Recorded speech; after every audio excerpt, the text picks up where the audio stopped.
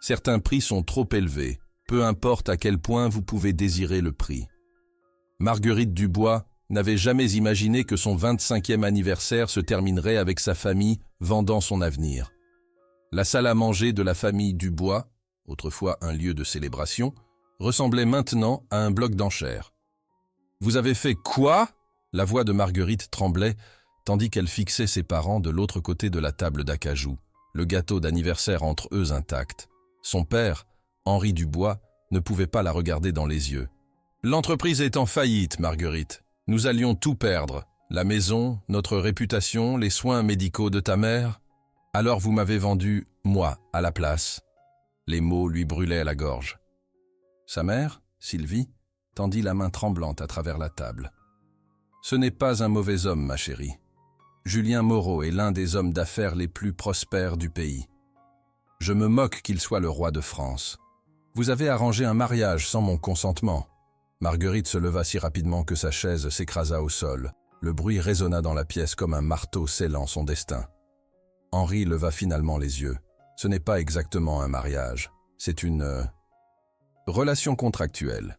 La pièce tourna autour de Marguerite. Une relation contractuelle. Vous voulez dire que je vais être sa maîtresse?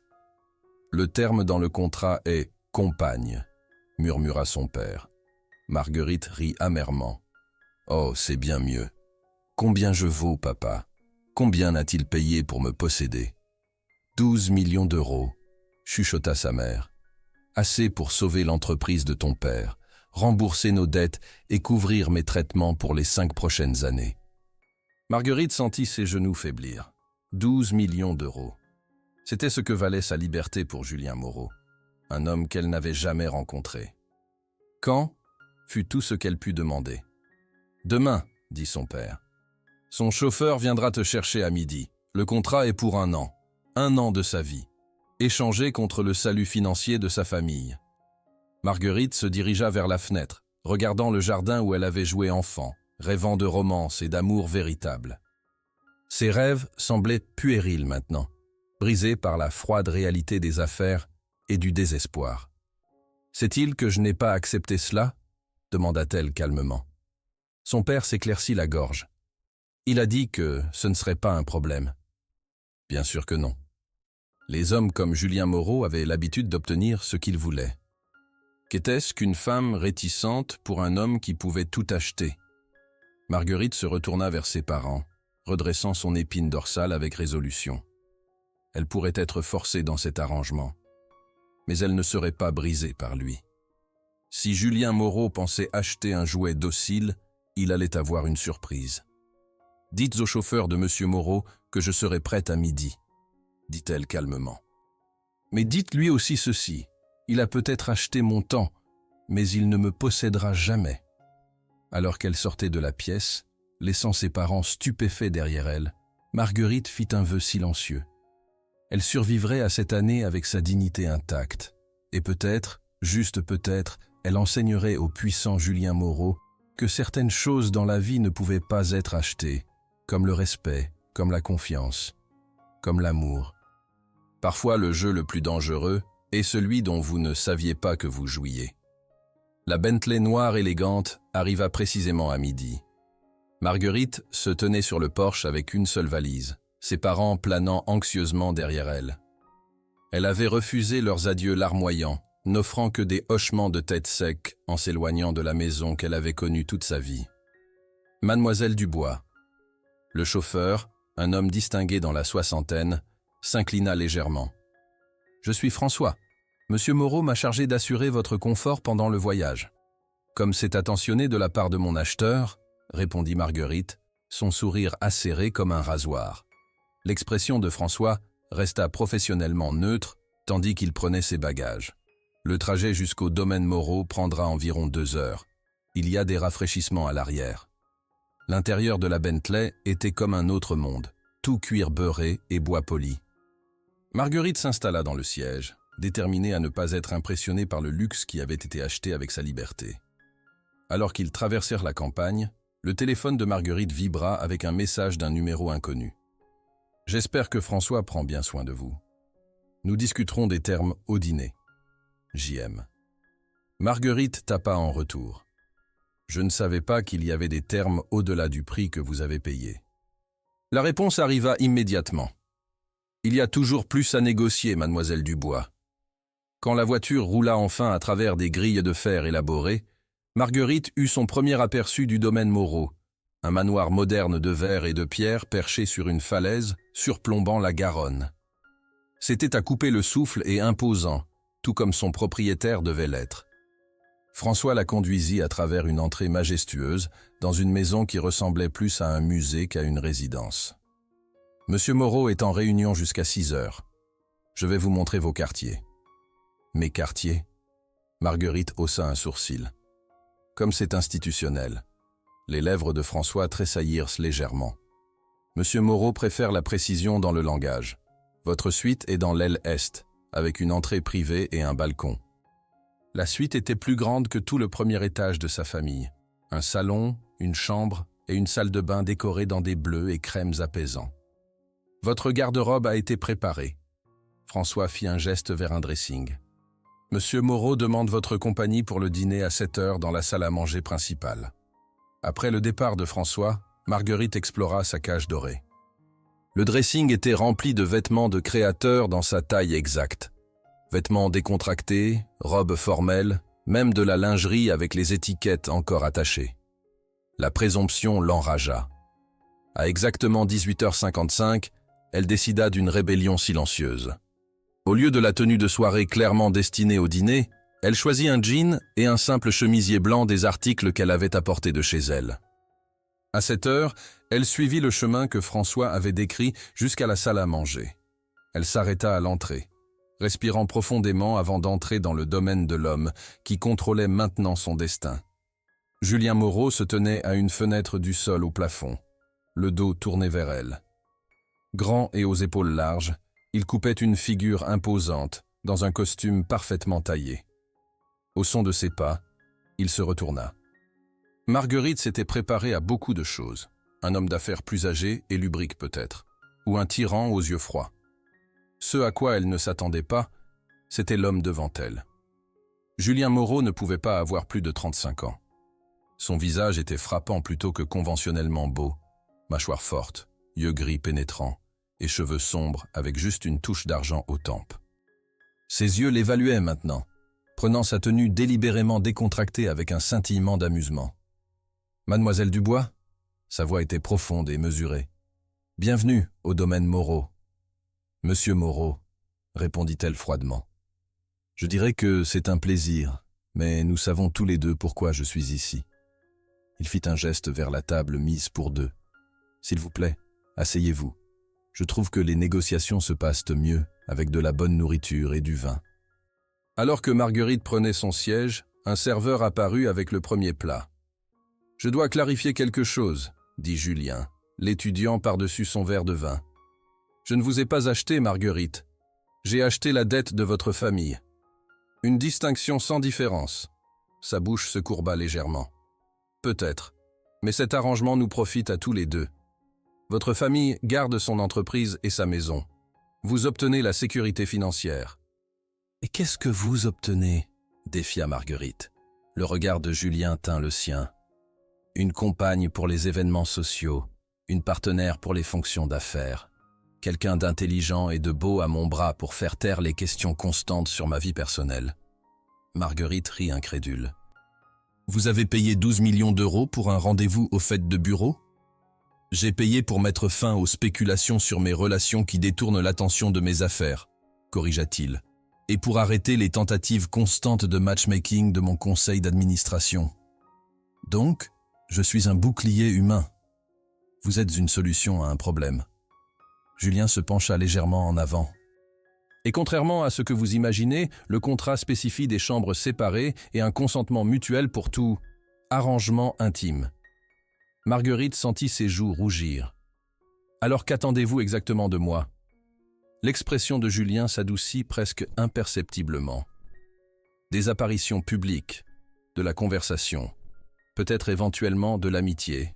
« L'amitié » répéta Marguerite avec scepticisme. « Est-ce si difficile à croire ? Les gens n'achètent pas des amis, monsieur. » Moreau. Julien, corrigea-t-il. Et les personnes solitaires avec trop d'argent font parfois des choses désespérées. Pour un bref moment, quelque chose de vulnérable scintilla dans ses yeux, si rapidement que Marguerite pensa qu'elle avait pu l'imaginer. 1 an, continua-t-il. Et puis, vous êtes libre, avec un généreux package de départ. Tout ce que je demande, c'est la discrétion et l'engagement dans le rôle. Marguerite considéra ces mots, cherchant le piège. Et si je refuse ? L'expression de Julien redevint illisible. Le contrat est signé, les dettes de votre famille sont payées. La question est de savoir si vous rendez cette année difficile pour nous deux, ou si nous trouvons un moyen de la rendre tolérable. Alors que leur dîner continuait, Marguerite étudia l'homme énigmatique en face d'elle. Julien Moreau pouvait prétendre qu'il ne voulait que de la compagnie, mais son regard intense racontait une histoire différente.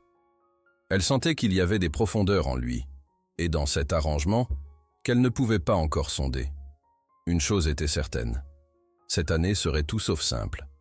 Et malgré sa détermination à rester intouchée par cet arrangement, quelque chose à propos de la proposition inattendue de Julien Moreau et de l'homme lui-même avait éveillé sa curiosité. Le rôle le plus difficile à jouer est celui où vous n'êtes plus sûr de ce qui est réel.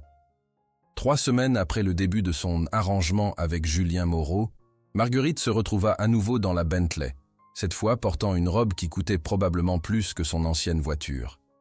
La soie bleu nuit s'accrochait à ses courbes avant de cascader au sol dans une chute d'eau de tissu. Autour de son cou brillait un pendentif en diamant que François avait livré avec une simple note. « Pour ce soir, J.M. » « Nerveuse ?» demanda Julien à côté d'elle, impeccable dans son smoking. « Devrais-je l'être ?» répliqua Marguerite, ajustant le pendentif. « Le gala de charité Wellington est l'événement social de la saison. Toutes les personnes importantes seront là. » Ses yeux rencontrèrent les siens. « C'est notre première apparition publique.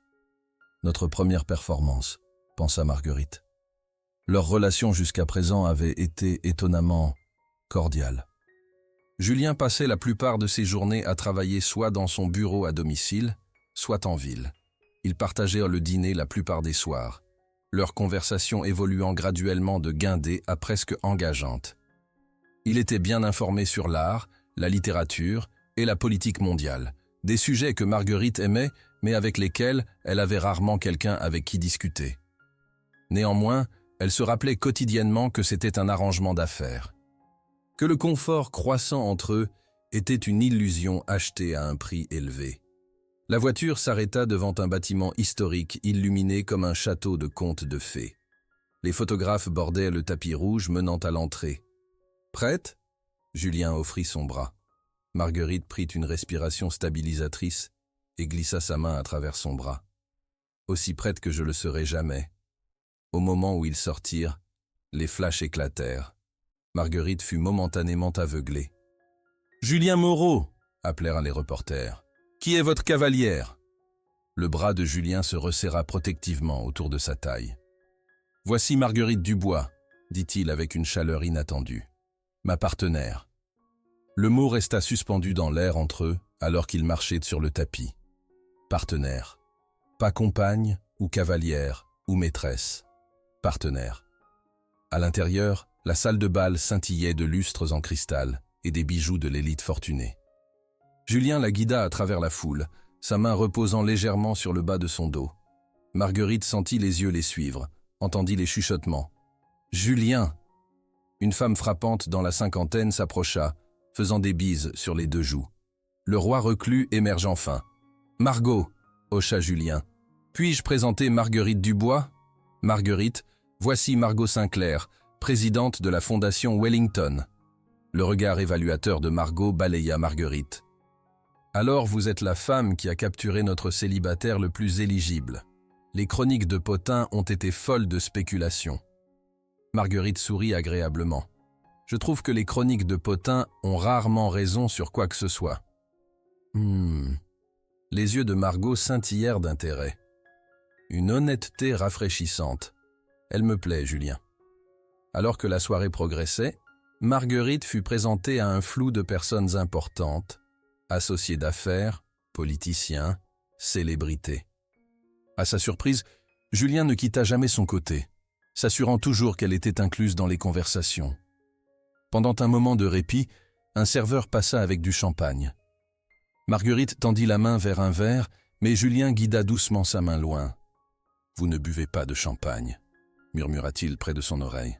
« Vous avez mentionné que cela vous donne des migraines. » Marguerite le regarda, surprise qu'il se soit souvenu d'un commentaire désinvolte qu'elle avait fait pendant le dîner la semaine précédente.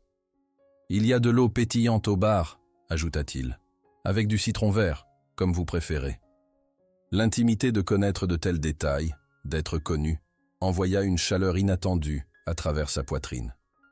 Avant qu'elle puisse répondre, ils furent approchés par un homme plus âgé, aux yeux rusés et au sourire calculateur.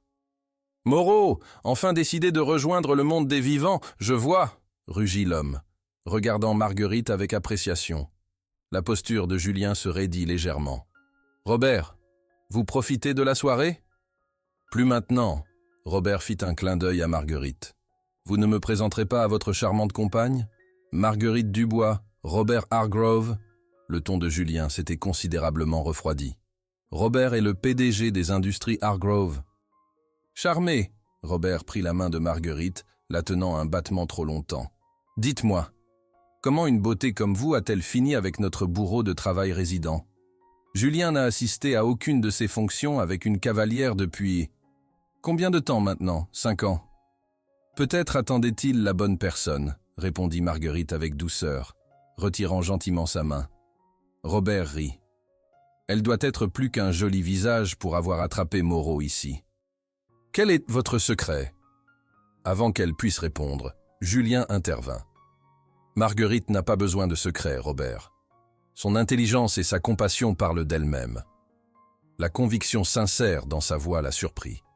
Robert leva un sourcil. Eh bien, vous avez certainement fait une impression. Il se tourna vers Julien. En parlant d'impression, la réunion du conseil la semaine prochaine. Nous ne discutons pas d'affaires ce soir, interrompit Julien. Si vous voulez nous excuser, j'ai promis une danse à Marguerite. Il la conduisit sur la piste de danse, où un quatuor à cordes jouait une valse. Sans hésitation, il la prit dans ses bras, la menant en parfait tempo avec la musique. « Désolé pour Robert », murmura Julien. « Il manque de limites. » Marguerite suivit son mouvement, surprise de la façon dont ils bougeaient naturellement ensemble. « Vous n'avez jamais amené de cavalière à ces événements ?» Quelque chose de vulnérable scintilla dans les yeux de Julien. « Pas depuis Claire. »« Claire ?» Sa mâchoire se tendit. « Ma fiancée. Ancienne fiancée. Elle est morte il y a 5 ans. » Marguerite manqua un pas. « Je suis désolé. Je ne savais pas. »« Cancer, » dit-il simplement. « Nous devions nous marier au printemps. Au lieu de cela, j'ai passé ce printemps à planifier ses funérailles. » L'expression de Marguerite se radoucit avec compassion. « Julien, c'est pourquoi je fais ceci, » continua-t-il, ses yeux trouvant les siens. « L'arrangement. Je n'ai pas l'énergie pour courtiser quelqu'un. Pour risquer... » Il s'arrêta. « Pour risquer d'aimer à nouveau ?» termina-t-elle doucement. « Pour risquer de perdre à nouveau. » Ils dansèrent en silence pendant quelques mesures, chacun perdu dans ses pensées. Marguerite commençait à comprendre la complexité de l'homme qu'il avait acheté. Il n'était pas le tyran calculateur qu'elle avait imaginé. Il était un homme brisé par la perte, cherchant un moyen de naviguer dans un monde qui exigeait qu'il paraisse complet. « Je suis désolé pour votre perte », dit-elle finalement. « Mais acheter de la compagnie n'est pas la solution. » Julien la regarda avec quelque chose qui ressemblait à de la surprise. « Peu de gens osent me dire que j'ai tort. Peut-être avez-vous besoin de plus de gens qui osent. » Un petit sourire toucha ses lèvres. Peut-être que si. Alors que la soirée se terminait et qu'ils retournaient au domaine Moreau, Marguerite se retrouva à repenser à leur danse, à l'homme vulnérable qu'elle avait entrevu sous l'extérieur composé. L'arrangement prenait une nouvelle dimension. Elle n'était pas seulement une compagne achetée, mais peut-être une bouée de sauvetage pour un homme qui se noyait dans son chagrin. Cette réalisation la rendait à la fois compatissante et plus déterminée que jamais à maintenir ses barrières émotionnelles, parce que tomber amoureuse d'un homme qui avait acheté son temps serait la plus cruelle des ironies. Les semaines suivantes, s'établir dans une routine inattendue. Julien partait tôt pour son bureau en ville, laissant Marguerite explorer le domaine et ses vastes terrains. Elle découvrit une bibliothèque magnifique remplie d'éditions rares et de premières éditions. Un paradis pour quelqu'un qui avait toujours aimé les livres, mais n'avait jamais eu les moyens d'acheter plus que des livres de poche d'occasion. Les soirées étaient passées en conversation pendant le dîner. Au début stilted, leurs discussions commencèrent à couler plus naturellement. Julien était étonnamment bien lu, passionné par l'architecture et la conception durable. Marguerite partagea ses propres intérêts, littérature, histoire de l'art, son rêve abandonné de poursuivre un doctorat. « Pourquoi abandonner ?» demanda Julien un soir, alors qu'ils discutaient de la littérature française du XIXe siècle. « L'argent, » répondit Marguerite simplement. « Les frais de scolarité, les frais de subsistance. Et puis maman est tombée malade. » Elle haussa les épaules.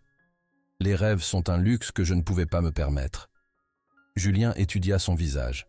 « Et maintenant, avec la sécurité financière ?» Marguerite le regarda avec surprise. « Maintenant, je suis ici, avec vous, pour les 10 prochains mois. Et après ?» C'était une question qu'elle évitait de considérer. Qu'arriverait-il après? Avec l'argent de l'arrangement, elle pourrait reprendre ses études, voyager, commencer la vie qu'elle avait toujours voulu. Mais cette possibilité semblait lointaine et irréelle. « Je suppose que nous verrons », dit-elle finalement. Leur première véritable épreuve vint lors d'un voyage d'affaires à Paris.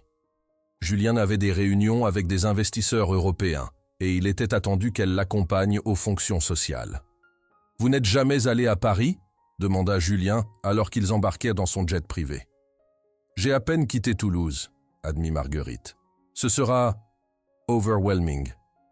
Je demanderai à François de vous organiser quelques visites touristiques pendant que je suis en réunion, » dit Julien. « Vous devriez voir la ville correctement. » Le geste attentionné la surprit. « C'est gentil. Merci. » Leur hôtel à Paris était luxueux, au-delà de tout ce que Marguerite avait jamais vécu. Leur suite avait vue sur la tour Eiffel et elle se retrouva debout au balcon le premier matin, encore en pyjama, émue par la beauté de la ville qui s'étendait devant elle. Magnifique, n'est-ce pas? La voix de Julien vint de derrière elle. Elle se retourna pour le trouver habillé pour les affaires, tenant 2 tasses de café. Il lui en tendit une, préparée exactement comme elle l'aimait, elle remarqua. « Irréel, » dit-elle, prenant la tasse chaude. « Merci pour le café, et pour tout ceci. » Julien rejoignit sur le balcon, ses yeux suivant son regard sur le paysage urbain parisien. « J'ai oublié de voir les choses à travers de nouveaux yeux.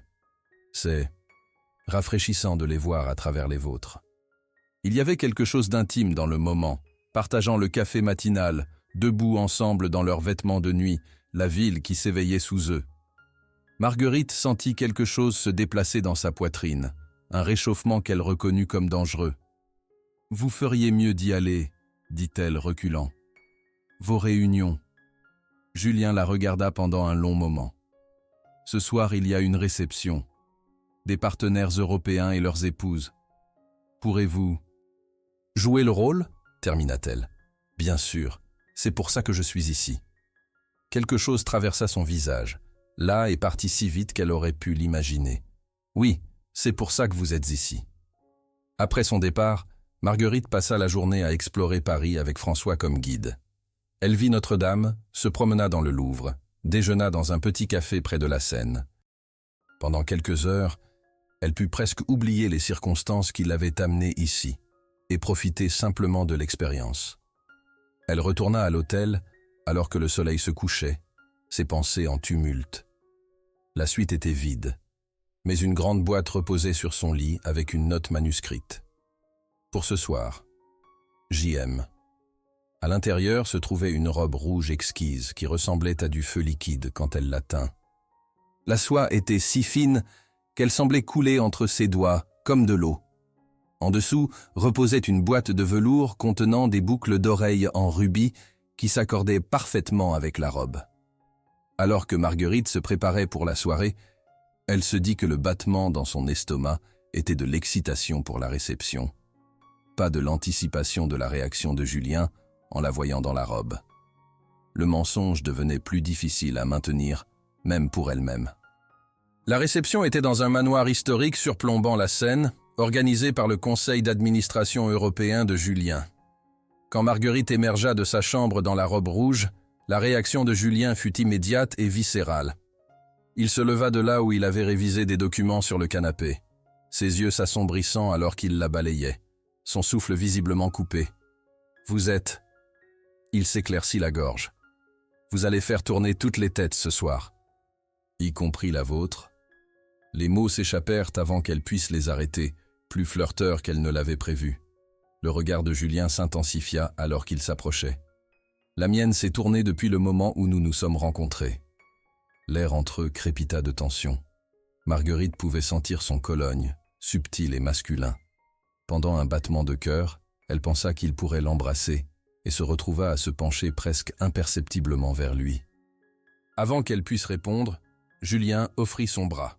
« Devons-nous » La réception était magnifique, tenue dans un manoir qui avait autrefois appartenu à l'aristocratie.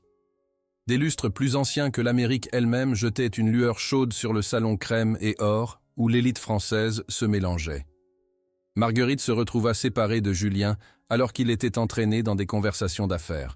« Monsieur Moreau est très protecteur envers vous », observa une Française élégante qui se présenta comme Joséphine Durand, épouse du CFO français de Julien. « Je ne l'ai jamais vu regarder quelqu'un comme il vous regarde. » « Nous apprenons encore à nous connaître, » répondit Marguerite prudemment.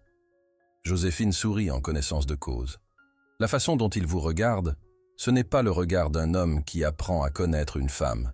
C'est le regard d'un homme qui sait déjà ce qu'il veut. » Après le départ de Joséphine, Marguerite erra sur le balcon, ayant besoin d'air frais et d'un moment pour rassembler ses pensées. Paris s'étendait devant elle, la tour Eiffel scintillant au loin. « Une belle femme ne devrait jamais boire seule », vint une voix avec un accent français.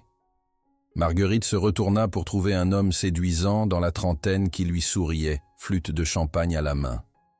Son smoking sur mesure et sa posture confiante parlaient d'argent ancien et de privilèges plus anciens. « Je ne bois pas seul, je bois avec Paris », fit-elle un geste vers la vue. Il rit, le son riche et pratiqué. « Je suis Pierre Beaumont. Et vous êtes la femme mystérieuse qui a capturé Julien Moreau ? Marguerite Dubois, se présenta-t-elle, et je n'ai capturé personne. Ce n'est pas ce que ça ressemble, commenta Pierre, hochant la tête vers la salle de bal où Julien les regardait intensément, même en conversant avec d'autres. Il n'a pas quitté des yeux de toute la soirée. Vous connaissez bien Julien ? Demanda Marguerite, curieuse de cet homme qui parlait avec une telle familiarité. Depuis l'université, confirma Pierre. Nous étions, comment disent les Américains, frénemies, concurrents en tout, académiques, sport, femmes. Son sourire devint contemplatif. Bien que je dois dire, il n'a jamais regardé personne comme il vous regarde, même pas Claire. Marguerite se tendit à la mention de la fiancée décédée de Julien. Vous la connaissiez ? Tout le monde connaissait Claire. L'expression de Pierre s'adoucit. Elle était lumineuse. Sa mort l'a détruit. Il étudia Marguerite curieusement. Vous devez être très spécial pour l'avoir ramenée à la vie. Avant qu'elle puisse répondre, Julien apparut à son côté, sa main trouvant possessivement le bas de son dos. La chaleur de sa paume à travers la soie fine de sa robe envoya des frissons dans son épine dorsale. « Pierre, » reconnut Julien froidement. « Je vois que vous avez rencontré Marguerite. » « Une coïncidence heureuse, » sourit Pierre, levant son verre dans un toast moqueur. « J'invitais justement votre charmante compagne à dîner demain soir, pendant que vous êtes en réunion. » La posture de Julien se raidit, ses doigts pressant plus fermement contre le dos de Marguerite. « Marguerite et moi avons des plans. » Marguerite cligna des yeux avec surprise. Il n'avait pas de tels plans qu'elle sache. Pierre leva un sourcil. « Une autre fois, peut-être. » Il baisa la main de Marguerite avant de partir, mais non sans donner à Julien un regard qui semblait chargé d'histoires non dites. « Nous n'avons pas de plan demain, » souligna Marguerite une fois seule. « Nous en avons maintenant. » La voix de Julien était tendue. « Je vais réorganiser mon horaire. » « Ce n'est pas nécessaire. Je suis parfaitement capable de... Pierre Beaumont a fait de sa mission de vie de prendre ce qui est à moi, interrompit Julien, ses yeux clignotants. Accord d'affaires, propriété, femme. Je ne suis pas à vous, dit Marguerite calmement. Pas vraiment. L'expression de Julien s'adoucit alors qu'il levait la main pour replacer une mèche de cheveux derrière son oreille, ses doigts s'attardant contre sa joue. N'est-ce pas? Le moment resta suspendu entre eux, chargé de possibilités. Le cœur de Marguerite s'emballa alors que le regard de Julien tombait sur ses lèvres. Avant qu'elle puisse répondre, ils furent interrompus par un gentleman âgé cherchant l'attention de Julien sur une affaire urgente. Pour le reste de la soirée, Marguerite se retrouva à regarder Julien à travers la pièce, le voyant sous un nouveau jour. La façon dont il commandait l'attention sans la chercher.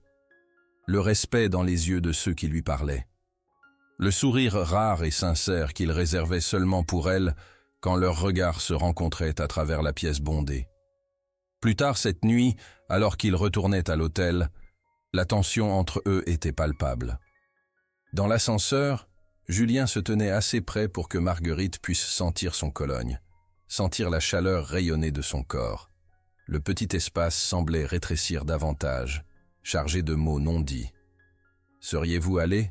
demanda-t-il soudainement. « Aller où ?»« À dîner avec Pierre. » Sa voix était soigneusement contrôlée, mais Marguerite sentit l'émotion en dessous. Marguerite étudia son visage, les plans nets illuminés par l'éclairage doux de l'ascenseur. « Est-ce que cela importerait si j'y étais allé ?» Les portes de l'ascenseur s'ouvrirent sur leur étage. Julien les tint avec un bras, attendant sa réponse. « Je ne sais pas, » admit finalement Marguerite. « Cela aurait pu être agréable de dîner avec quelqu'un qui était réellement intéressé par moi, pas seulement par ce que je représente. » La mâchoire de Julien se tendit. « Vous pensez que je ne suis pas intéressé par vous ?» La question resta suspendue entre eux alors qu'ils marchaient en silence vers leur suite. Une fois à l'intérieur, Marguerite enleva ses talons, soudainement épuisée par la soirée, par la prétence, par la navigation constante des sentiments qu'elle n'était pas censée avoir. « Je pense que vous êtes intéressé par l'image que nous présentons, » dit-elle finalement, se retournant pour lui faire face. « La solution pratique à votre problème. » Julien s'approcha, ses yeux intenses. « Est-ce que c'est ce que vous croyez ?»« Que dois-je croire d'autre ?» défia Marguerite, sa voix montant légèrement. « Vous m'avez acheté, Julien. Vous ne m'avez pas poursuivi ou courtisé. Vous avez fait une transaction d'affaires. C'est comme ça que ça a commencé, reconnut-il, faisant un autre pas vers elle. Mais maintenant ? Maintenant quoi ? Interrompit Marguerite, les émotions qu'elle avait supprimées pendant des semaines bouillonnant à la surface. Maintenant vous avez réalisé que votre achat vient avec des avantages inattendus ? Qu'avoir quelqu'un à votre disposition est pratique ? Que je vous fais bien paraître au fait, ce n'est pas juste. La voix de Julien était basse, dangereuse. Rien de tout cela n'est juste.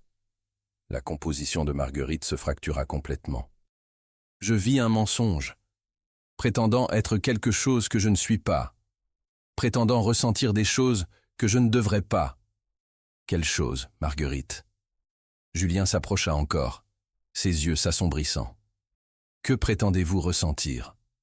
Son cœur s'emballa. Ils se tenaient trop près maintenant, l'air entre eux chargé de quelque chose qu'elle niait depuis des semaines. Rien, cela n'a pas d'importance. Cela m'importe. Sa main se leva pour encadrer son visage, le pouce brossant sa pommette. Dites-moi ce que vous prétendez. Marguerite ferma les yeux, submergée par son toucher, par le poids des vérités qu'elle ne pouvait pas admettre. Ce n'est pas réel, Julien. Quoi que ce soit, ça ne peut pas être réel. Regardez-moi, commanda-t-il doucement. Quand elle ouvrit les yeux, l'intensité dans son regard faillit la défaire. Est-ce que cela semble prétendre ? demanda-t-il, sa voix un murmure alors qu'il se penchait plus près, son souffle chaud contre ses lèvres. Marguerite savait qu'elle devrait s'éloigner, savait que franchir cette ligne compliquerait tout. Pourtant elle se retrouva à se balancer vers lui, attirée par une force plus forte que la raison, ou les contrats, ou le bon sens. Le baiser, quand il vint, fut d'abord doux, une question, une offrande. Puis, alors qu'elle répondait, il se transforma en quelque chose d'affamé et de désespéré. Ses bras l'encerclèrent à la taille, l'attirant contre lui alors que ses mains glissaient sur sa poitrine vers ses épaules. Pendant quelques moments à couper le souffle, le contrat et ses conditions furent oubliés.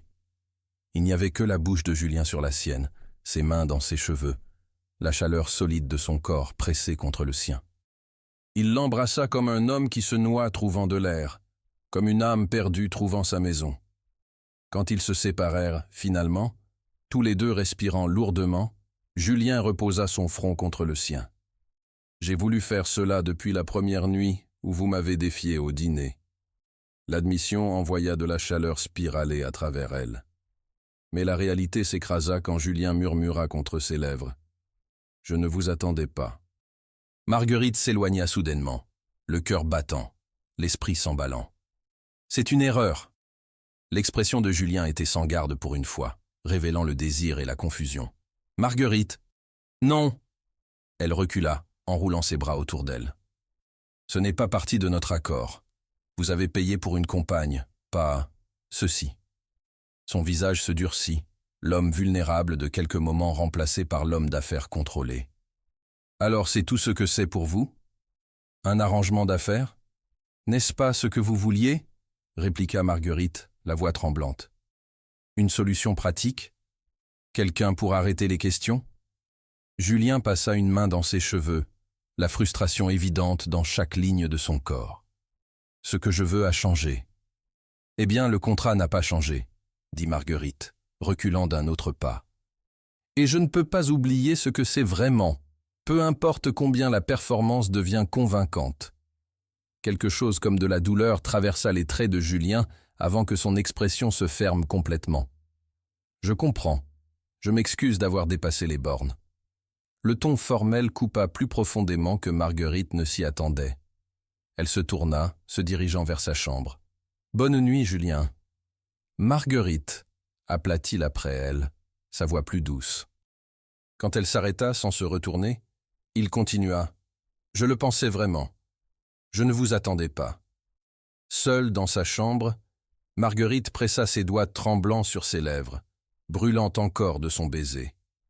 Elle se dirigea vers la fenêtre, regardant la nuit parisienne, les lumières scintillant comme les étoiles qu'elle ne pouvait pas voir au-dessus de la ville.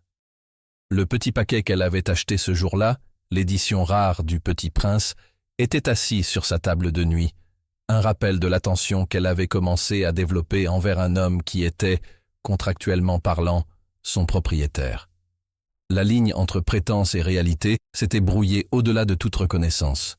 En public, ils jouèrent le rôle d'un couple tombant amoureux. En privé, ils avaient maintenu la distance prudente de leur arrangement.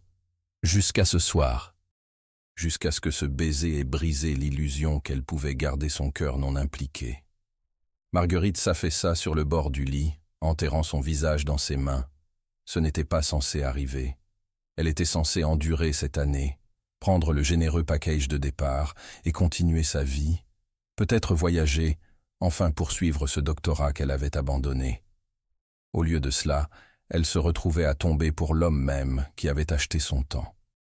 Un homme qui portait un chagrin si profond qu'il avait choisi d'acheter de la compagnie plutôt que de risquer son cœur à nouveau. Un doux coup à sa porte la fit sursauter. « Marguerite ?» La voix de Julien était hésitante. « Puis-je vous parler ?» Elle considéra l'ignorer, mais se retrouva à se diriger vers la porte, l'ouvrant juste assez pour le voir debout là, encore en tenue formelle mais avec sa cravate desserrée, son expression gardée. « Je veux m'excuser correctement. » dit-il. « Ce qui s'est passé, je n'aurais pas dû présumer. »« Vous ne l'avez pas fait, » admit Marguerite calmement. « Je le voulais aussi. » La confession resta suspendue entre eux. Le regard de Julien s'adoucit. « Alors pourquoi ?»« Parce que j'ai peur, » interrompit-elle. « Peur que quoi que ce soit entre nous ne puisse pas être réel tant que ce contrat existe.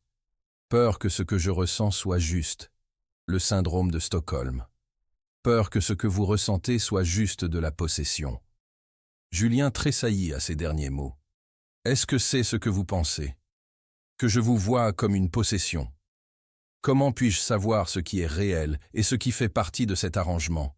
demanda Marguerite, sa voix se brisant légèrement. « Comment l'un de nous peut-il le savoir ?» Julien fut silencieux pendant un long moment. « Et si je déchirais le contrat? Vous libérais de l'obligation ?» Le cœur de Marguerite bondit, puis sombra immédiatement. « Alors je ne saurai jamais si ce que vous ressentez est réel ou juste de la culpabilité. » Il s'approcha, une main se levant pour reposer contre le cadre de la porte. « Que voulez-vous, Marguerite?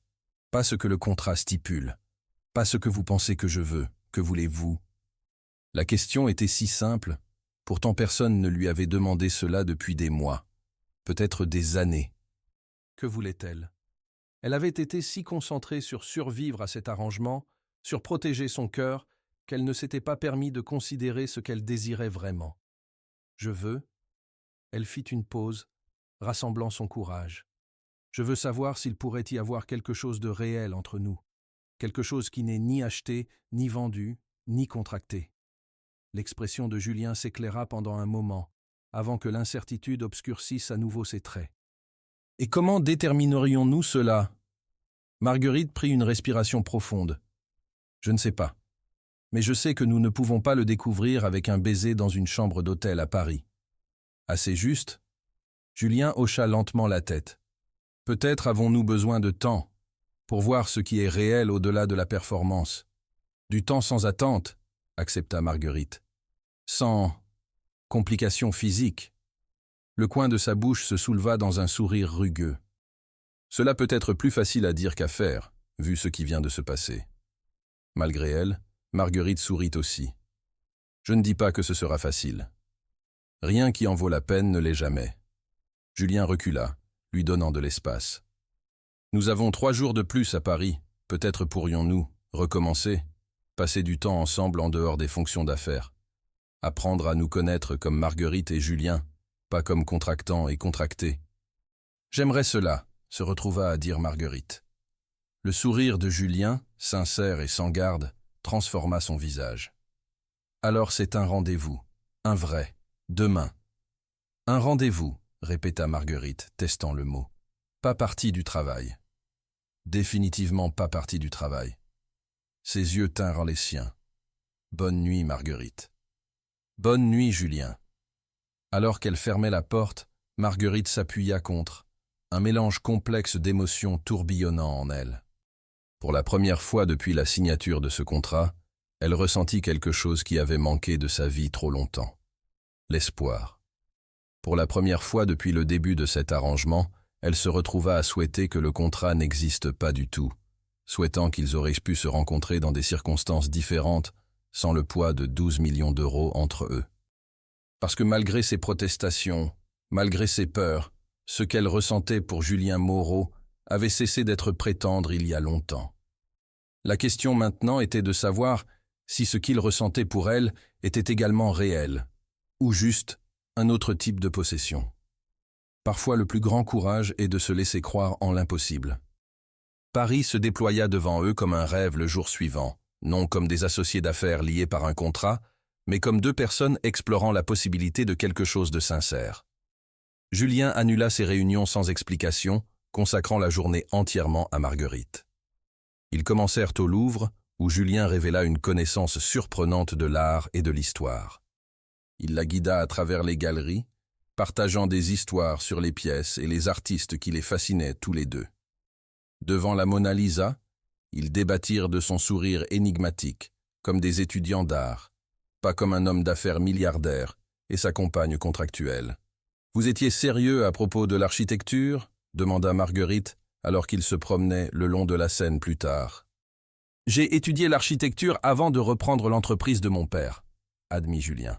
« J'avais l'intention de concevoir des bâtiments durables, des espaces qui amélioreraient la vie des gens. » Il haussa les épaules. Les responsabilités familiales avaient d'autres plans. « Vous le regrettez ?» Julien considéra la question. « J'ai appris à ne pas regretter les chemins non pris. Mais parfois... » Il regarda vers Notre-Dame au loin. « Parfois, je me demande ce qui aurait pu être. » Ils déjeunèrent dans un petit bistrot que François avait recommandé, caché des foules de touristes. Pendant le repas, Marguerite se retrouva à oublier leurs circonstances, perdue dans la conversation et le plaisir simple de la compagnie de Julien. « Parlez-moi de votre doctorat, » dit Julien pendant qu'ils partageaient un dessert. En quoi spécialiseriez-vous? Littérature française du XIXe siècle. Particulièrement les femmes écrivains qui ont écrit sous des pseudonymes masculins. Les yeux de Marguerite s'animèrent alors qu'elle parlait. Il y a tant d'histoires perdues, de voix qui ont été étouffées parce qu'elles osaient créer dans un monde d'hommes. Comme George Sand? Marguerite le regarda avec surprise. Vous connaissez le travail d'Aurore Dupin? J'ai lu Indiana à l'université, révolutionnaire pour son époque. Julien se pencha en avant, intéressé. Quels autres écrivains étudieriez-vous?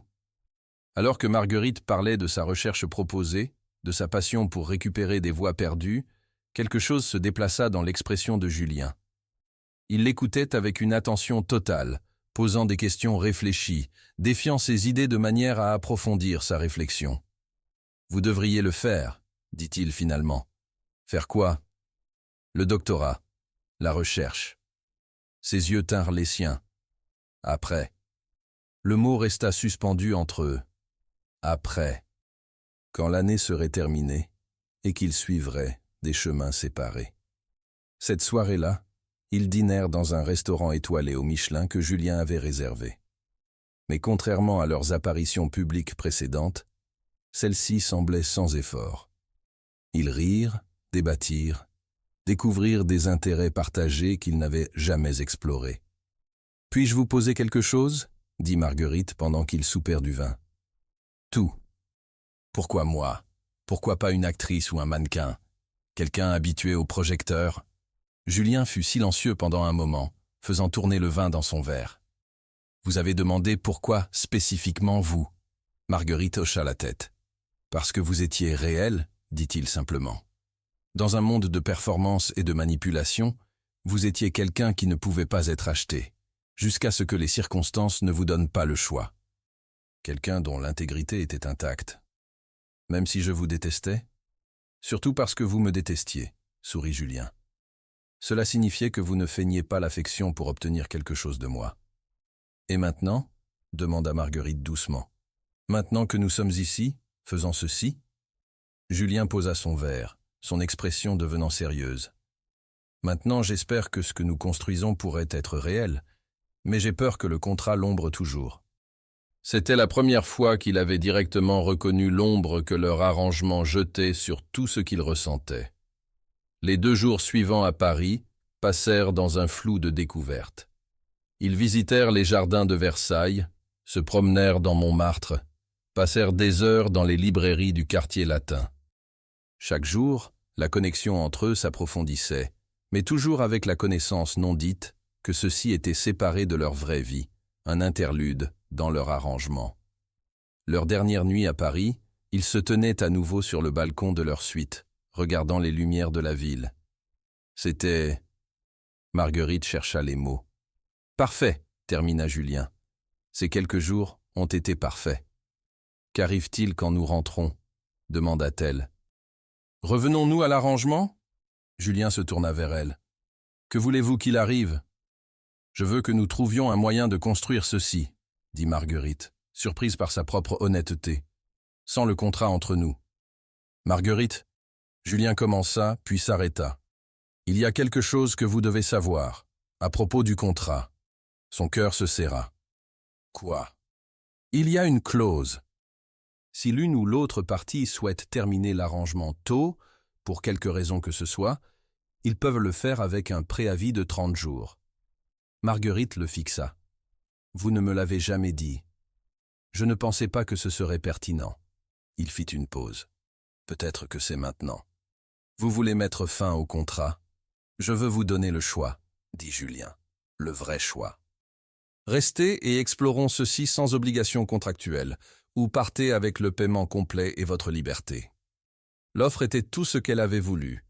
Mais maintenant qu'elle était présentée, Marguerite se retrouva terrifiée. « Et si je reste? Qu'arrive-t-il si ceci ne fonctionne pas? Alors au moins, nous saurons que nous avons essayé quelque chose de réel. » Cette nuit-là, Marguerite resta éveillée, pesant ses options. Elle pouvait partir, prendre l'argent, commencer la vie qu'elle avait toujours voulu. Ou elle pouvait rester et risquer son cœur sur un homme qui avait déjà été brisé par la perte. Le matin, elle trouva Julien sur le balcon avec du café, comme ce premier matin à Paris. J'ai pris ma décision, dit-elle. Il se retourna, son expression soigneusement neutre. Et je reste. Mais je veux que le contrat soit officiellement terminé d'abord. Je veux être ici par choix, pas par obligation. Le sourire qui se répandit sur le visage de Julien était radieux. Considérez le fait. Il y a juste une chose, ajouta Marguerite. Quoi?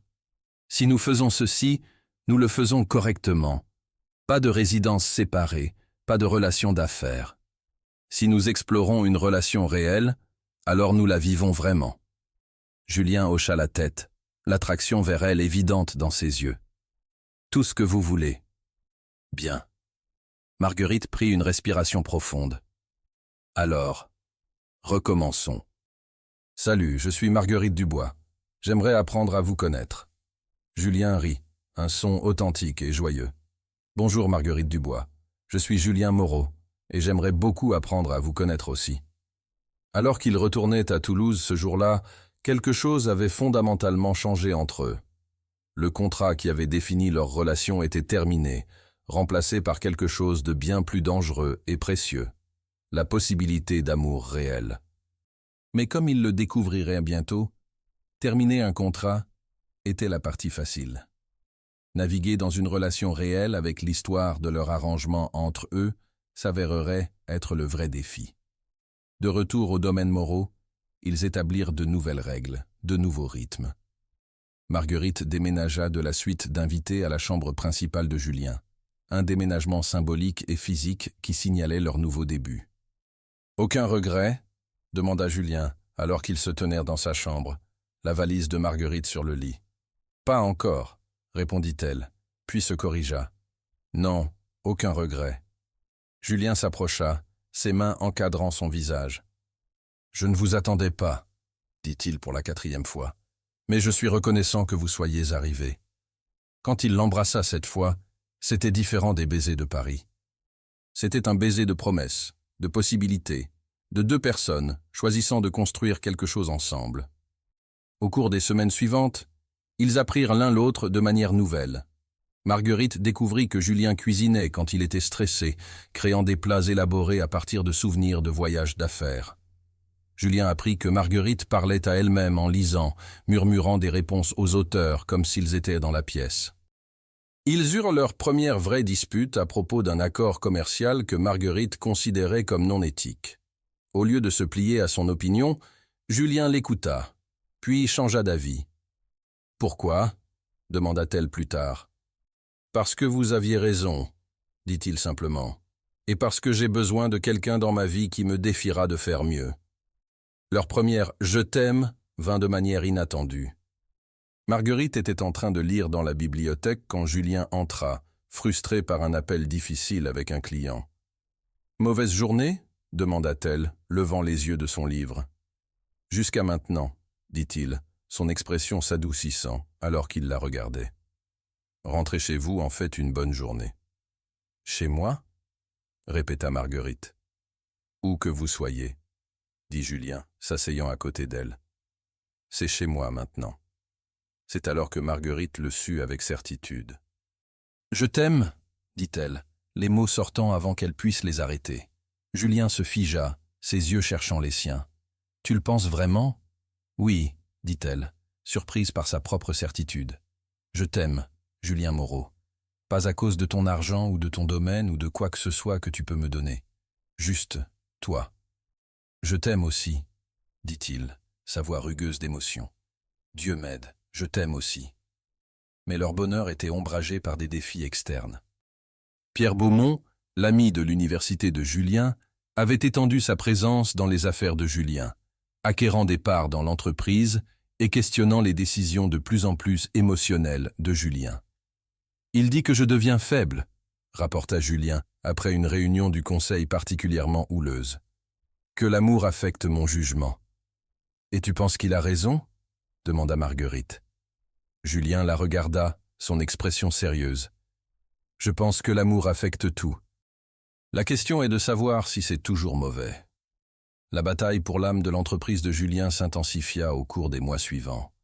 Pierre, maintenant avec des alliés au conseil d'administration, poussa pour des décisions que Julien trouvait contraires à ses valeurs. La tension atteignit son point culminant lors d'une réunion où Pierre confronta directement Julien à propos de Marguerite. « Cette femme vous rend faible », dit Pierre devant tout le conseil. « Depuis qu'elle est dans votre vie, vous refusez des affaires profitables. Vous donnez la priorité à l'éthique sur les profits. Ce n'est pas le Julien Moreau que je connais. Peut-être que le Julien Moreau que vous connaissiez avait besoin de changer, répondit Julien calmement. Au détriment de tout ce que vous avez construit? Au détriment de cette entreprise? Marguerite, qui avait écouté depuis la bibliothèque adjacente, entra dans la pièce. Puis-je dire quelque chose? Les visages du conseil d'administration se tournèrent vers elle avec surprise. Pierre sourit, comme s'il s'attendait à cela. « Bien sûr, dit Pierre. J'aimerais entendre la perspective de la dame sur le handicap qu'elle représente pour les affaires de Julien. » Marguerite regarda directement Pierre. « Vous avez raison. J'ai changé Julien. Et il m'a changé aussi. C'est ce que fait l'amour. Il nous transforme. » Elle se tourna vers le conseil. « Mais si vous pensez que aimer quelqu'un rend un homme faible, alors vous ne comprenez pas la nature du véritable pouvoir. Éclairez-nous, dit Pierre sarcastiquement. Le véritable pouvoir ne vient pas de la domination ou de la manipulation. Il vient de l'inspiration, de construire quelque chose plus grand que soi-même. Marguerite regarda Julien. Cet homme a construit un empire, oui, mais maintenant il construit un héritage. Il y a une différence. Un héritage ne paie pas de dividendes, rétorqua Pierre. Peut-être pas, admit Marguerite, mais il dure. Les empires s'effondrent, les héritages perdurent. Après la réunion, alors que les membres du conseil partaient, Pierre s'approcha de Marguerite. « Discours impressionnant, dit-il. Mais vous savez qu'il vous perdra, n'est-ce pas? L'entreprise, son héritage, tout ce qu'il a construit. Pour l'amour. Et vous pensez que c'est un mauvais échange? Demanda Marguerite. Pierre sourit froidement. Je pense que c'est naïf. Les hommes comme Julien ne sont pas faits pour des fins de contes de fées. Ils sont faits pour le pouvoir, pour le contrôle. Vous lui demandez de choisir entre qui il est et qui vous voulez qu'il soit. Je ne lui demande de choisir rien, dit Marguerite fermement. Je l'aime pour qui il est, pas pour ce qu'il possède. Nous verrons, dit Pierre, partant avec un regard connaisseur. Cette nuit-là, Julien semblait trouble. Pierre a peut-être raison, dit-il alors qu'il se préparait au lit. Peut-être que je permets à mes sentiments de nuire à mes affaires. Marguerite se tourna vers lui, voyant le doute dans ses yeux. « Julien, regardez-moi. » Il fit. « Comment mesuriez-vous le succès avant nous ?» demanda-t-elle. « En termes de ce que je possédais. Argent, propriété, influence. Et maintenant ?» Ses yeux s'adoucirent. « Maintenant je le mesure différemment, en moment de véritable connexion. En joie de créer quelque chose plutôt que simplement de le posséder. » Il fit un geste vers la fenêtre. « En vous regardant marcher le long des falaises, libre et fier, et entièrement votre propre personne. » Le cœur de Marguerite gonfla à ces mots, même si le doute persistait. « Mais votre entreprise est importante, » reconnut Julien, « mais pas au détriment de ce que nous construisons ensemble. » Il serra ses mains. « Pierre veut que vous croyiez que vous êtes ma faiblesse. La vérité est que vous êtes ma force. Vous m'avez rappelé pourquoi tout ceci importe d'abord. Et qu'est-ce que c'est? Construire quelque chose de significatif. Créer un héritage au-delà de la simple richesse. » La voix de Julien était fervente. « L'entreprise n'a jamais été l'objectif final, Marguerite. C'était toujours un moyen pour quelque chose de plus. »« Que se passe-t-il maintenant ?» demanda-t-elle. « Avec Pierre au conseil ?» L'expression de Julien se durcit momentanément. « Maintenant je me bats.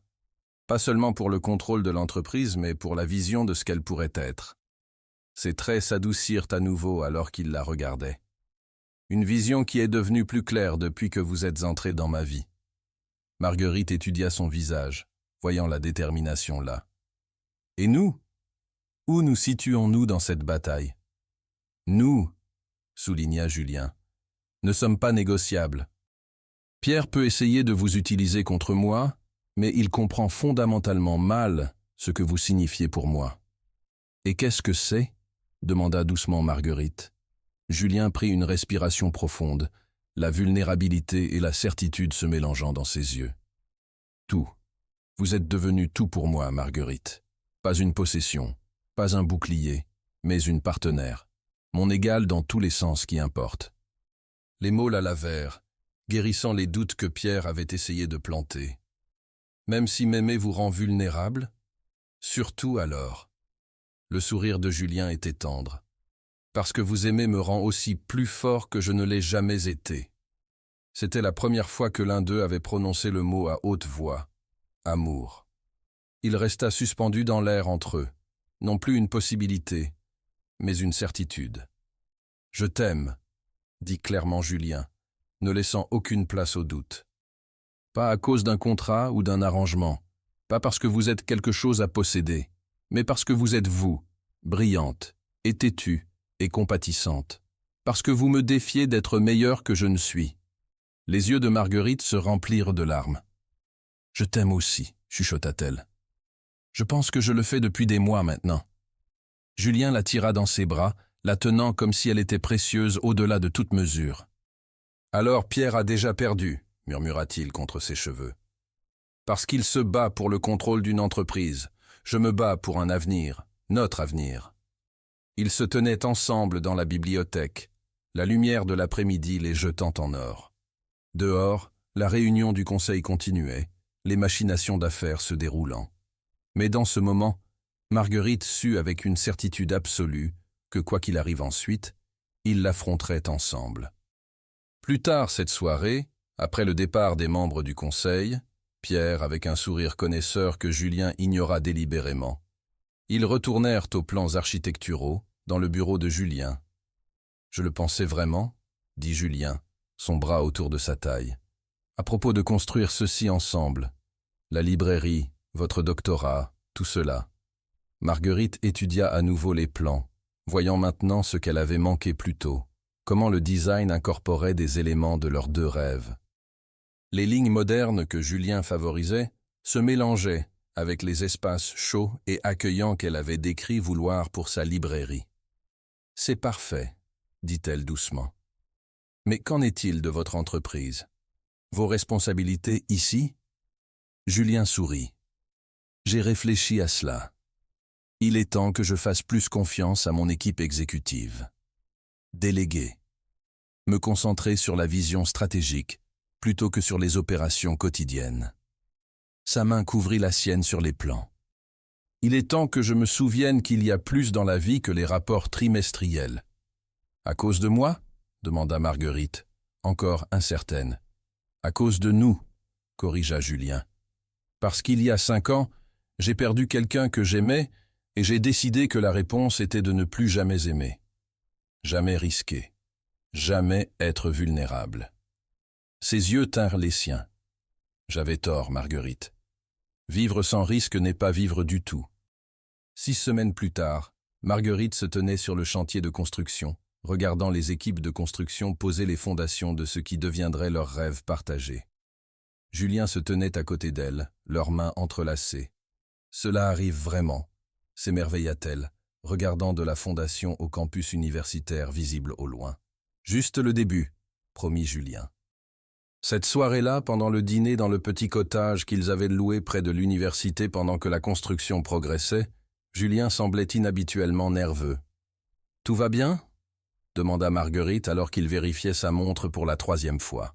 « Parfait », l'assura-t-il, bien que son sourire semblait tendu.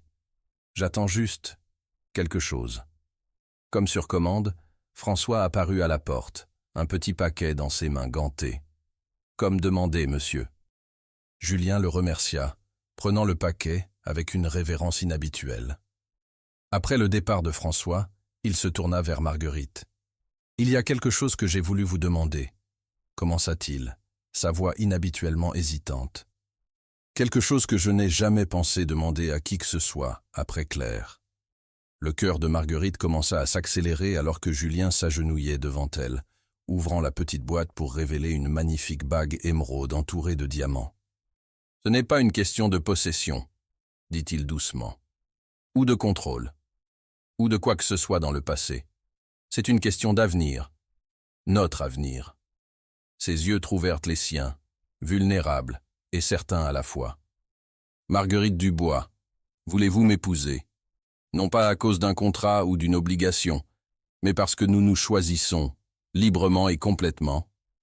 Les larmes brouillèrent la vision de Marguerite alors qu'elle hochait la tête, les mots momentanément au-delà d'elle. Oui, réussit-elle finalement. Oui, Julien. Je vous choisis. Je vous choisirai toujours. Alors qu'il glissait la bague à son doigt, le sourire de Julien était radieux. Je ne vous attendais pas, dit-il pour la 3e fois. Mais maintenant les mots portèrent l'émerveillement plutôt que la confusion, la joie plutôt que l'incertitude. Certaines choses ne peuvent pas être planifiées, répondit Marguerite, le tirant vers elle pour l'embrasser.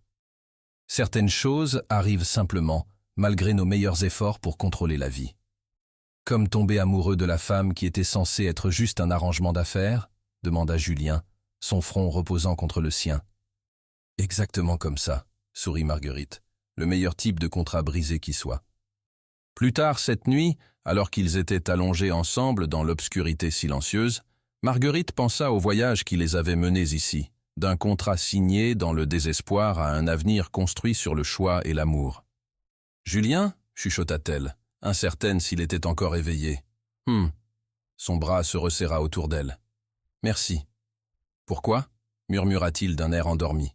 « Pour avoir déchiré ce contrat, pour avoir été assez courageux pour risquer votre cœur à nouveau. » Julien la serra plus fort. « Meilleure décision d'affaires que j'ai jamais prise, » dit-il, pressant un baiser sur sa tempe. « Abandonner le contrôle pour gagner tout ce qui compte. » 6 mois plus tard, par un parfait jour de printemps, Marguerite se tenait à l'entrée de leur bâtiment nouvellement achevé. La librairie était prête pour son ouverture officielle la semaine suivante.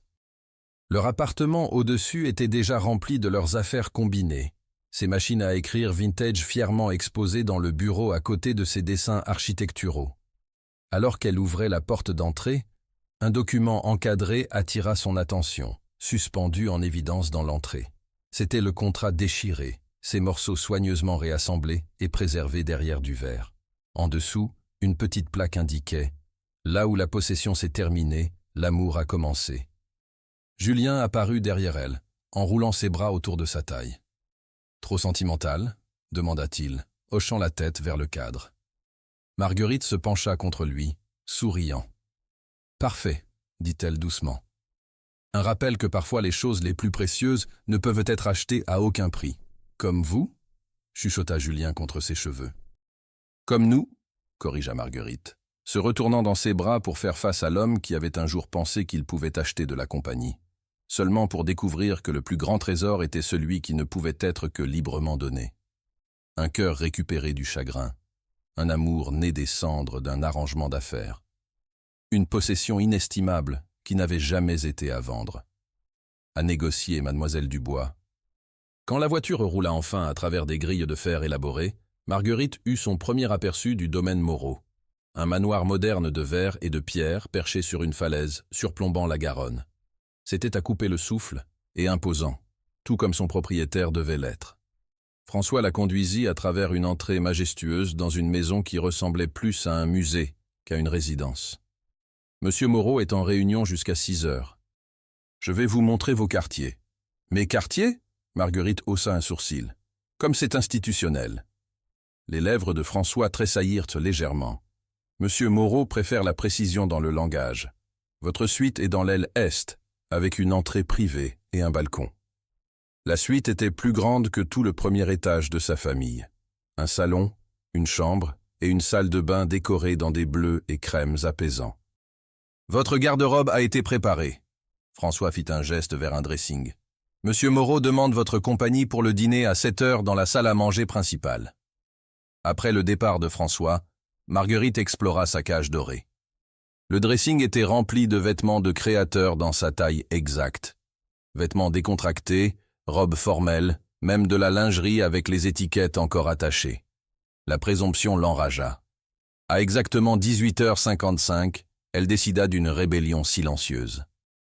Au lieu de la tenue de soirée clairement destinée au dîner, elle choisit un jean et un simple chemisier blanc des articles qu'elle avait apportés de chez elle.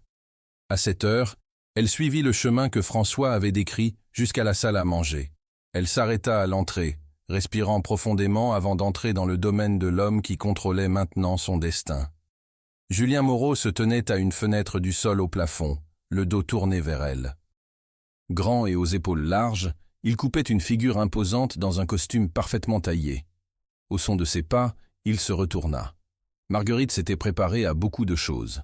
Un homme d'affaires plus âgé et lubrique peut-être, ou un tyran aux yeux froids. Ce à quoi elle ne s'attendait pas, c'était l'homme devant elle.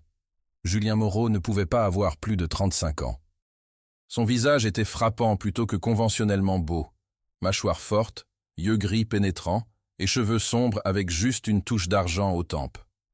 Ses yeux l'évaluaient maintenant, prenant sa tenue délibérément décontractée avec un scintillement d'amusement. « Mademoiselle Dubois ?» Sa voix était profonde et mesurée. « Bienvenue au domaine Moreau. »« Monsieur Moreau, » répondit-elle froidement. « Je dirais que c'est un plaisir, mais nous savons tous les deux pourquoi je suis ici. » Il fit un geste vers la table mise pour deux. « S'il vous plaît, asseyez-vous. Je trouve que les négociations se passent mieux avec de la bonne nourriture et du vin. » Alors que Marguerite prenait son siège, un serveur apparut avec le premier plat. « Je dois clarifier quelque chose, » dit Julien, l'étudiant par-dessus son verre de vin. « Je ne vous ai pas acheté, Marguerite. J'ai acheté la dette de votre famille. » Une distinction sans différence. Sa bouche se courba légèrement. « Peut-être. Mais cet arrangement nous profite à tous les deux. Votre famille garde son entreprise et sa maison. Vous obtenez la sécurité financière. » « Et qu'est-ce que vous obtenez ?» défia Marguerite. Le regard de Julien tint le sien. « Une compagne pour les événements sociaux. Une partenaire pour les fonctions d'affaires. Quelqu'un d'intelligent et de beau à mon bras pour faire taire les questions constantes sur ma vie personnelle. » Marguerite rit incrédule. « Vous avez payé 12 millions d'euros pour un rendez-vous aux fêtes de bureau ?»« 12 millions d'euros pour la paix, » corrigea Julien. « Et oui, pour la compagnie. Je trouve que j'ai peu de patience pour les jeux de séduction traditionnels. » Alors vous les contournez entièrement, efficacement. Marguerite sirota son vin, étudiant cet homme déconcertant. « Et que se passe-t-il si je refuse de jouer le rôle de votre petit ami acheté ?» Les yeux de Julien se durcirent. « Votre famille perd tout. Votre mère n'obtient pas ses traitements. Votre père fait faillite. » Le message était clair. Coopérer ou il souffre. « Quelles sont exactement mes obligations ?» demanda-t-elle. « Accompagnez-moi aux événements d'affaires. Soyez charmante, convaincante. Faites croire au monde que Julien Moreau est un homme capable d'inspirer la dévotion. » Même si ce n'est pas vrai ? Quelque chose traversa le visage de Julien. Là est parti si vite qu'elle aurait pu l'imaginer. Surtout si ce n'est pas vrai. Alors qu'il mangeait, Marguerite se surprit à étudier son geôlier. Il était indéniablement attirant, mais il y avait quelque chose d'austère dans sa manière, comme un homme qui avait oublié comment sourire sincèrement. « Pourquoi moi ?» demanda-t-elle finalement. « Sûrement vous auriez pu trouver une actrice volontaire. »« Les femmes volontaires veulent des choses, » dit Julien. « Mariage, amour, un avenir. » Il la regarda directement. « Vous ne voulez aucune de ces choses de moi. Comment pouvez-vous en être si sûr ? Parce que vous me détestez déjà. » L'honnêteté brutale la surprit. « Et cela vous convient ? » ?»« Cela me convient parfaitement. » Julien se pencha en arrière dans sa chaise. L'indifférence mutuelle rend les choses propres. Après le dîner, François escorta Marguerite jusqu'à sa suite. Seule, elle se tint sur son balcon, regardant les lumières de Toulouse scintiller au loin. 1 an. Elle pouvait survivre à 1 an. Au cours des semaines suivantes, Marguerite apprit les rythmes de sa nouvelle vie. Julien partait tôt pour le bureau et revenait tard. Ils dînaient ensemble la plupart des soirs. Des conversations polies, mais distantes, qui révélaient peu sur l'un ou l'autre. Leurs premières apparitions publiques furent un test de volonté. Au bras de Julien lors d'une gala de charité, Marguerite sourit et joua son rôle, consciente de la fascination qu'elle suscitait. Qui était cette femme mystérieuse qui avait capturé l'attention du célibataire le plus insaisissable de Toulouse ? « Vous êtes doué pour cela, » murmura Julien tandis qu'il dansait. « Pour faire semblant ? Pour rendre les mensonges crédibles. C'était au cours de leur 3e mois ensemble que les choses commencèrent à changer de manière inattendue. Marguerite avait découvert la bibliothèque de Julien, une vaste pièce remplie d'éditions rares et de premières éditions. Elle avait commencé à y passer ses après-midi, perdue dans les livres qu'elle n'avait jamais eu les moyens d'acheter. Un soir, Julien la trouva endormie dans un fauteuil de cuir, un volume de Proust ouvert sur ses genoux. « Vous aimez lire ?» observa-t-il, la réveillant doucement. Marguerite cligna des yeux, momentanément désorientée. « J'espère que ça ne vous dérange pas. »« Je peux. »« Pas du tout. » Il s'assit dans le fauteuil en face d'elle. « Que pensez-vous de Proust ?» C'était la première conversation personnelle qu'ils avaient eue, et Marguerite se surprit à parler de littérature avec une passion qu'elle n'avait pas ressentie depuis des mois. « Vous aviez l'intention d'enseigner ?» demanda Julien. « J'avais l'intention de beaucoup de choses, » dit Marguerite amèrement.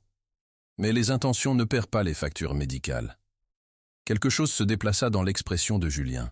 « Qu'auriez-vous fait si l'argent n'avait pas été un problème ?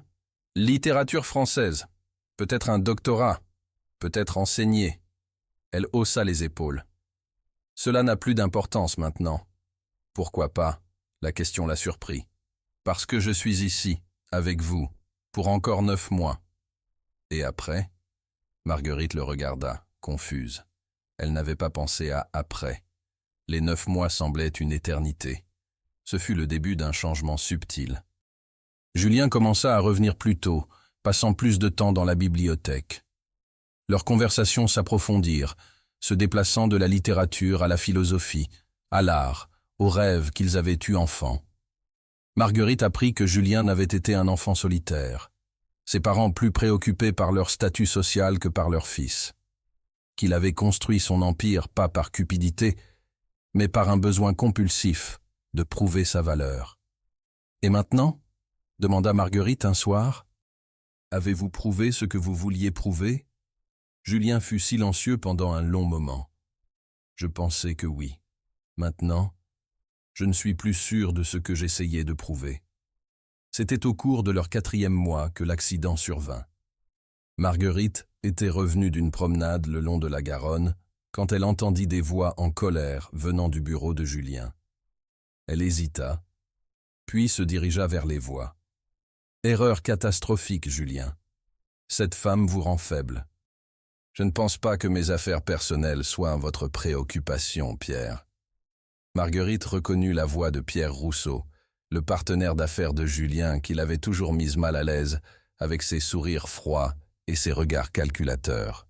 « Quand elles affectent l'entreprise, elles deviennent ma préoccupation, » répliqua Pierre. « Vous passez moins de temps au bureau. Vous refusez l'accord Martineau parce qu'elle n'approuve pas leur pratique de travail. Vous devenez sentimental. »« Réfléchis, » corrigea Julien. « Il y a une différence. Une différence qui nous coûte de l'argent. Débarrassez-vous d'elle, Julien. Maintenant, avant qu'elle ne fasse plus de dégâts. » Le silence qui suivit était tendu. Marguerite retint son souffle, attendant la réponse de Julien. « Non, » dit-il finalement. « Non ?» La voix de Pierre était incrédule. « Marguerite reste. Point final. » « Même si cela signifie perdre l'entreprise ?» Marguerite n'attendit pas d'entendre la réponse. Elle se précipita vers sa suite, le cœur battant. Était-elle vraiment en train d'affecter les décisions d'affaires de Julien? Et si oui, pourquoi la gardait-il? Ce soir-là, au dîner, Julien semblait préoccupé. « Pierre pense que je vous fais trop confiance, » dit-il abruptement. Marguerite leva les yeux de son assiette. « Et qu'est-ce que vous pensez ? Je pense que Pierre ne comprend pas que certaines choses valent plus que l'argent. » Les mots restèrent suspendus entre eux, lourds de sens. « Julien, » commença Marguerite doucement, « qu'est-ce qui nous arrive ?» Il la regarda pendant un long moment. « Je ne sais pas, » admit-il. « Ce n'était pas censé se passer comme ça. » Comment était-ce censé se passer? Simplement. Vous étiez censé être facile, prévisible. Il rit doucement, sans humour. Au lieu de cela, vous avez tout compliqué. Comment? Julien se leva, marchant vers la fenêtre, en me faisant me soucier. en me faisant remettre en question des choses que je tenais pour acquises. Il se retourna vers elle, en me faisant me rappeler qui j'étais avant que je ne devienne ceci. Marguerite sentit quelque chose se déplacer dans sa poitrine, quelque chose de dangereux et d'incontrôlable. « Et qui étiez-vous » demanda-t-elle doucement. « Quelqu'un qui croyait au rêve. Qui voulait construire quelque chose de beau, pas seulement de profitable. » Ses yeux trouvèrent les siens. Quelqu'un capable d'aimer sans craindre d'être blessé. La confession suspendue entre eux, rare et vulnérable. « Qu'est-il arrivé à cette personne » chuchota Marguerite. « Elle est tombée amoureuse de la mauvaise personne, Claire. » Le nom sortit comme une confession. « Nous devions nous marier. Au lieu de cela, elle est partie avec mon meilleur ami une semaine avant le mariage. Pour son argent. » Marguerite sentit son cœur se serrer. « Julien. J'ai juré que cela n'arriverait plus jamais, que je ne serais plus jamais vulnérable. » Il la regarda directement. « Et puis, vous êtes arrivé. »« Je ne suis pas Claire, » dit Marguerite fermement. « Non, » convint Julien. « Vous êtes quelque chose de bien plus dangereux. »« Quoi ?»« Vous êtes quelqu'un que je pourrais aimer de retour. » Les mots restèrent entre eux, changeant tout. Ce soir-là, Marguerite ne pouvait pas dormir. Elle se promena dans les jardins, essayant de donner un sens aux émotions qui tourbillonnaient en elle. Quelque part en cours de route, l'homme qu'elle était censée haïr était devenu quelqu'un qu'elle... Quoi? Respectait. Se souciait de lui? Aimait? La pensée la terrifiait. Elle le trouva dans la bibliothèque, fixant le feu mourant dans la cheminée. « Regrettez-vous de me l'avoir dit ?» demanda-t-elle. Julien leva les yeux vers elle. « Regretter la vérité ? Non. » Il fit une pause. « Regretter que les choses soient devenues si compliquées ? Peut-être. » Marguerite s'assit dans le fauteuil en face de lui. « Que se passe-t-il maintenant ?»« Je ne sais pas, » admit Julien. « Pour la première fois en années, je ne sais pas. » Ils restèrent assis en silence, le poids de l'évolution de leur relation pesant entre eux. « Julien, » dit finalement Marguerite, « et si nous recommencions ?»« Comment ça ? Prétendons que nous venons de nous rencontrer. Pas de contrat, pas d'obligation. Juste, nous. » Julien la considéra. « Et que se passerait-il dans ce scénario ? » « Je ne sais pas, » dit Marguerite honnêtement. « Mais ne serait-ce pas intéressant de le découvrir ?» Pour la première fois depuis qu'elle le connaissait, Julien sourit, un vrai sourire qui atteignait ses yeux. « Bonjour, » dit-il, se levant et lui tendant la main. « Je suis Julien Moreau. » Marguerite prit sa main, sentant quelque chose de électrique passer entre eux. « Marguerite Dubois. Enchanté de vous rencontrer. » Le changement fut subtil mais profond. Au cours des semaines suivantes, ils apprirent à se connaître sans le poids du contrat entre eux. Julien lui montra ses projets architecturaux, des bâtiments durables qu'il rêvait de construire. Marguerite partagea ses poèmes, des vers qu'elle avait écrits en secret depuis des années. Ils se promenaient ensemble le long de la Garonne, parlaient plus tard dans la nuit, découvraient qu'ils partageaient un amour pour l'art et une passion pour la justice sociale.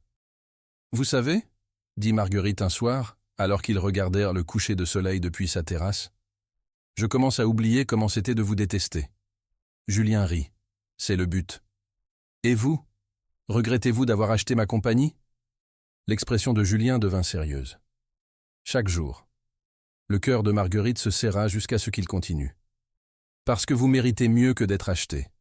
Vous méritez d'être choisi. » Ce soir-là, quand Julien l'embrassa pour la première fois, ce ne fut pas par obligation ou par contrat. Ce fut par choix. Au cours des mois suivants, leur relation s'épanouit de manière que ni l'un ni l'autre n'avait anticipé. Julien commença à modifier ses pratiques d'affaires, se concentrant sur des entreprises qui créaient de la valeur plutôt que simplement du profit. Marguerite se réinscrivit à l'université, poursuivant les études qu'elle avait abandonnées.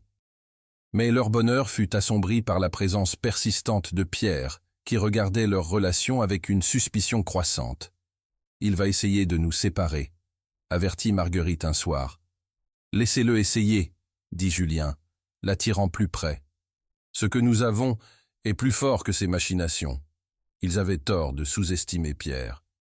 L'attaque vint de manière inattendue. Un vote de défiance au conseil d'administration.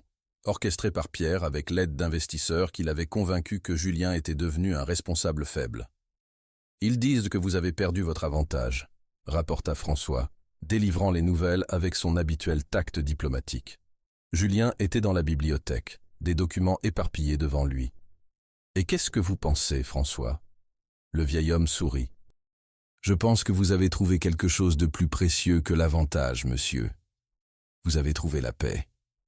Mais la paix était un luxe qu'il ne pouvait plus se permettre. La bataille pour le contrôle de l'entreprise était féroce, avec Pierre utilisant chaque apparition publique de Marguerite comme preuve que Julien était distrait par l'amour. Peut-être devrait-il partir, suggéra Marguerite une nuit après une réunion particulièrement brutale du conseil. Jamais, dit Julien fermement. Pierre veut me faire croire que vous êtes ma faiblesse. La vérité est que vous êtes ma force. Comment pouvez-vous en être si sûr ? Julien prit ses mains dans les siennes. Parce qu'avant vous, je mesurais le succès en termes de ce que je possédais. Maintenant, je le mesure en termes de ce que j'ai construit, avec vous. Le vote final du conseil eut lieu un mardi pluvieux de printemps. Marguerite attendait dans la bibliothèque, incapable de se concentrer sur quoi que ce soit d'autre que l'horloge qui égrenait lentement les minutes. Quand Julien rentra, son expression était illisible. « Alors ?» demanda-t-elle, se levant.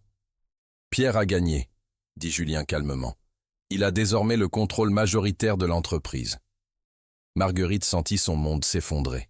« Je suis désolé, c'est de ma faute. »« Non, » dit Julien, s'approchant d'elle. « C'est la mienne. J'ai construit une entreprise basée sur la peur et le contrôle. Pierre était simplement meilleur à ce jeu que moi. Que faisons-nous maintenant ?» Julien sourit, le même sourire authentique qu'elle était tombée amoureuse. « Maintenant, nous construisons quelque chose de nouveau, ensemble. » Il sortit des plans architecturaux de son bureau. « J'ai acheté un terrain près de l'université. J'aimerais construire quelque chose là, un complexe avec des librairies, des cafés, des espaces pour les artistes et les écrivains. » Marguerite regarda les plans, voyant la vision qu'ils représentaient. « C'est magnifique. Mais l'argent ? J'ai mes économies, mes investissements personnels. » Julien la regarda directement. « Et pour la première fois de ma vie, je veux construire quelque chose, non pas parce que c'est profitable, mais parce que c'est beau. » Ce soir-là, alors qu'ils étaient assis sur la terrasse regardant les étoiles, Julien posa la question qui avait hanté leurs pensées. « Le contrat expire dans 6 semaines, dit-il tranquillement. « Je sais. Allez-vous partir ?» Marguerite se tourna vers lui, voyant la vulnérabilité dans ses yeux. « Voulez-vous que je parte ?»« Je veux que vous choisissiez, » dit Julien. « Pour la première fois, je veux que vous ayez vraiment le choix. » Marguerite sourit, se penchant pour l'embrasser. « Alors je choisis de rester, non pas à cause d'un contrat ou d'une obligation, mais parce que je vous aime, Julien Moreau. Même sans l'argent, sans l'Empire, surtout sans l'argent et l'Empire, dit Marguerite, parce que cet homme, celui qui rêve de construire des espaces beaux au lieu de simplement profitables, c'est l'homme dont je suis tombée amoureuse. » 6 mois plus tard, debout sur le chantier de construction de leur projet partagé, Marguerite regardait les fondations de ce qui deviendrait leur avenir. Julien se tenait à côté d'elle, leurs mains entrelacées. « Regrettez-vous quelque chose ?» demanda-t-elle. « Perdre l'entreprise ? Non. Perdre Pierre comme ami ? Un peu. » Il se tourna vers elle. « Mais vous trouvez ? Jamais. » Mais ce soir-là, dans leur petit appartement près de l'université, un monde éloigné du luxe du domaine Moreau, Julien sembla inhabituellement nerveux. « Tout va bien ?» demanda Marguerite, alors qu'il vérifiait sa montre pour la 3e fois. « Parfait !» l'assura-t-il, bien que son sourire semblait tendu. « J'attends juste quelque chose. » Comme sur commande, François apparut à la porte, un petit paquet dans ses mains gantées. « Comme demandé, monsieur. » Julien le remercia, prenant le paquet avec une révérence inhabituelle. Après le départ de François, il se tourna vers Marguerite. « Il y a quelque chose que j'ai voulu vous demander, » commença-t-il, sa voix inhabituellement hésitante.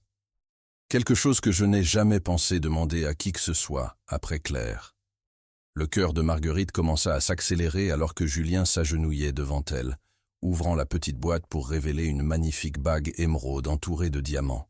« Ce n'est pas une question de possession, dit-il doucement, ou de contrôle, ou de quoi que ce soit dans le passé. C'est une question d'avenir, notre avenir. » Ses yeux trouvèrent les siens, vulnérables et certains à la fois. « Marguerite Dubois, voulez-vous m'épouser? Non pas à cause d'un contrat ou d'une obligation, mais parce que nous nous choisissons, librement et complètement. » Les larmes brouillèrent la vision de Marguerite alors qu'elle hochait la tête, les mots momentanément au-delà d'elle. « Oui, réussit-elle finalement. Oui, Julien. Je vous choisis. Je vous choisirai toujours. » Alors qu'il glissait la bague à son doigt, le sourire de Julien était radieux. « Je ne vous attendais pas, dit-il pour la 3e fois. » Mais maintenant les mots portèrent l'émerveillement plutôt que la confusion, la joie plutôt que l'incertitude. « Certaines choses ne peuvent pas être planifiées, répondit Marguerite, le tirant vers elle pour l'embrasser. « Certaines choses arrivent simplement, malgré nos meilleurs efforts pour contrôler la vie. Comme tomber amoureux de la femme qui était censée être juste un arrangement d'affaires, demanda Julien, son front reposant contre le sien. « Exactement comme ça, sourit Marguerite, le meilleur type de contrat brisé qui soit. » Plus tard cette nuit, alors qu'ils étaient allongés ensemble dans l'obscurité silencieuse, Marguerite pensa au voyage qui les avait menés ici, d'un contrat signé dans le désespoir à un avenir construit sur le choix et l'amour. « Julien » chuchota-t-elle, incertaine s'il était encore éveillé. « Son bras se resserra autour d'elle. « Merci. »« Pourquoi » murmura-t-il d'un air endormi. « Pour avoir déchiré ce contrat, pour avoir été assez courageux pour risquer votre cœur à nouveau. » Julien la serra plus fort. « Meilleure décision d'affaires que j'ai jamais prise, » dit-il, pressant un baiser sur sa tempe. « Abandonner le contrôle pour gagner tout ce qui compte. » 6 mois plus tard, par un parfait jour de printemps, Marguerite se tenait à l'entrée de leur bâtiment nouvellement achevé. La librairie était prête pour son ouverture officielle la semaine suivante. Leur appartement au-dessus était déjà rempli de leurs affaires combinées, ses machines à écrire vintage fièrement exposées dans le bureau à côté de ses dessins architecturaux. Alors qu'elle ouvrait la porte d'entrée, un document encadré attira son attention, suspendu en évidence dans l'entrée. C'était le contrat déchiré, ses morceaux soigneusement réassemblés et préservés derrière du verre. En dessous, une petite plaque indiquait « Là où la possession s'est terminée, l'amour a commencé ». Julien apparut derrière elle, enroulant ses bras autour de sa taille. « Trop sentimental ?» demanda-t-il, hochant la tête vers le cadre. Marguerite se pencha contre lui, souriant. « Parfait », dit-elle doucement. « Un rappel que parfois les choses les plus précieuses ne peuvent être achetées à aucun prix. Comme vous ?» chuchota Julien contre ses cheveux. « Comme nous », corrigea Marguerite, se retournant dans ses bras pour faire face à l'homme qui avait un jour pensé qu'il pouvait acheter de la compagnie, seulement pour découvrir que le plus grand trésor était celui qui ne pouvait être que librement donné, un cœur récupéré du chagrin, un amour né des cendres d'un arrangement d'affaires, une possession inestimable qui n'avait jamais été à vendre.